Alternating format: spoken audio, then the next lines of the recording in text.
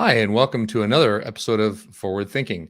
This time, we're thrilled to welcome folks from Universities Canada's Innovative Designs for Accessibility contest.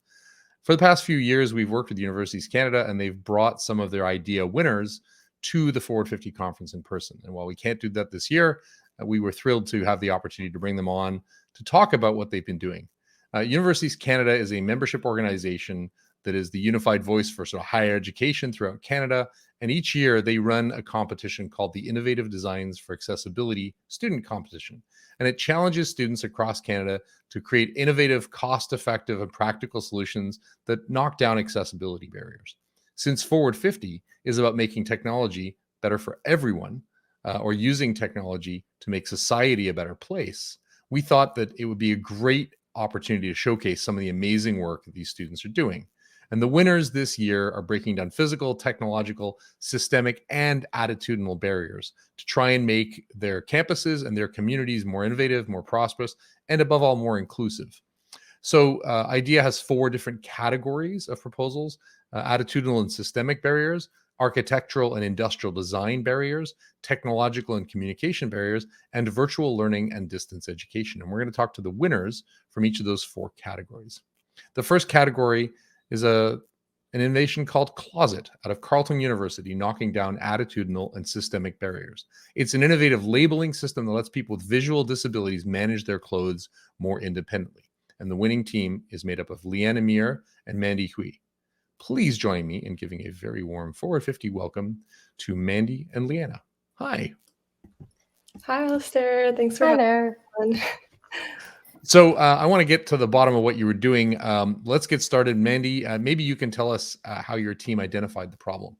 Yeah, so going into this project, this was really a new area for Leanna and I. We started just by delving into what kinds of accessibility problems exist. We started off just mind mapping to learn more about just what kind of accessibility barriers exist in our day-to-day, and which ones we can really tackle with design. So one that really stood out to us was addressing visual disabilities, just because we rely so heavily on our vision every single day to complete these tasks. So what can we do to help those who might not have that same ability? And so through this brainstorm, we ended up going with the direction of helping people with visual impairments with their laundry. How can they sort and wash their clothes more independently? Of course, you can think of issues right away with sorting and using like the laundry machine. But as we kept on designing and talking to people in our target audience, we learned that the problem was a lot bigger than simply just doing laundry and sorting clothes. We learned that there's so many other problems that have to do with identifying colors and matching clothes before even getting to that point of laundry, the simple day-to-day things that we take for granted.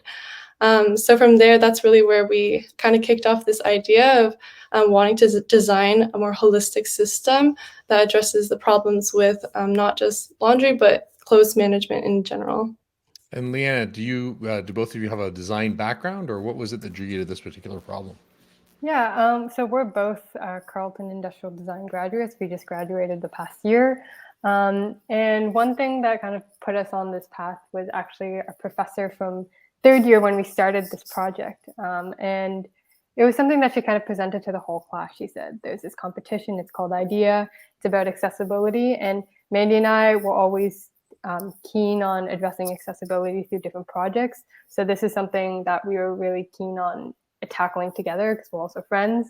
So yeah, that's kind of how it started. We just looked at each other and we said, sure, let's do it. So I know in design, we talk about this double diamond of design process, where the first diamond is sort of solve the right problem, and then the second diamond is solve the problem right. And it sounds like you identified so many possible problems in the first phase of this. How did you choose which problem to solve? Mm-hmm. I would say we were, kind of still discovering like more parts of the problem, even as we got further in that design process. It's funny because you learn that this design process isn't usually linear. There's a lot of hopping back and forth. But yeah, I think eventually we just realized that, our initial direction, which was like just helping people do their laundry was too small of a problem to address. There's so many other greater needs when speaking to our target audience in interviews, like putting together those outfits. And I guess it was really just from those interviews and hearing their expressed, I guess, the biggest barriers to their independence right now, kind of directed what we needed to tackle first. That's amazing. And I can see it getting into things like fashion sense and design and being able to express yourself, which is really kind of humanizing. It's not just a logistical thing of, not making the colors running your laundry, but actually giving you the sense of a wardrobe, which is amazing. So what were the obstacles you encountered when you were starting to try and put together a solution? I think for us, neither of us have any visual impairments, and we don't really know anyone in our personal lives who's visually impaired. So part of the struggle for us was determining, what someone with a visual impairment, what would really be useful to them. And in design, we talk a lot about catching ourselves in our own assumptions. And that's something Mandy and we did end up, making assumptions that we realized after talking to someone in the visual impaired community, we were completely wrong. We were totally off the mark. So that was one obstacle for sure. It was such an unfamiliar territory for us. And Can you give me an example of like an assumption that you found was horribly flawed? Yeah, sure. One thing that we had integrated into our app was, and we thought this was genius, it's going to be like, it would make everything so much easier, was a voice command system that you would hold the button down on the screen and you'd say, pair this with my pants, for example. And we thought like, oh, this would make it so much easier so that they could, instead of typing things in, they could just talk to their phone. But then after talking to people, they said, well, it's pretty redundant because because of their visual impairments, they already have the native accessibility text-to-speech already set up on their phone. So they would press the button and it would come out twice because their phone would read it out and then our app would read it out. And then it was just kind of a mess. So that was one of the things that was really like, we thought it would be really cool and we thought it would be a really helpful feature, but it ended up being something that we just scrapped right away. That's a great example. So what did you wind up building? Like what is the product or the design that you came up with for this prize? Yeah, so in the end, our, I guess, design is kind of a two-part design. So the first is a clothing tag that's attached during manufacturing. So just like your standard clothing tag you find at the back of your shirt, it has information about like the color, the size and material of the item, but it also has embroidered Braille on it. So that would allow right away for people who know Braille to quickly be able to access that information without someone help them. In addition to that, there would be a QR code embroidered into that tag. So people can use the second part of our design, which is our closet app, to scan that QR code, and that would pull up more information about the clothing's color, again, material, wash instructions, which then can be read using text-to-speech and other accessibility features. So really just surfacing that information and making it more accessible for people with visual impairments. Mm-hmm. Awesome. How long did the process take from start to finish for you?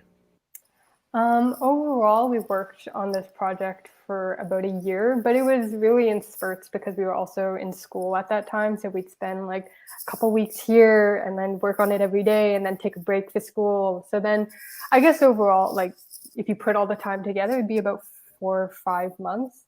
But yeah, it was really sparsed out over the period of a year. And what would you do differently if you could go back and talk to a year ago Mandy? What would you say she shouldn't waste her time on?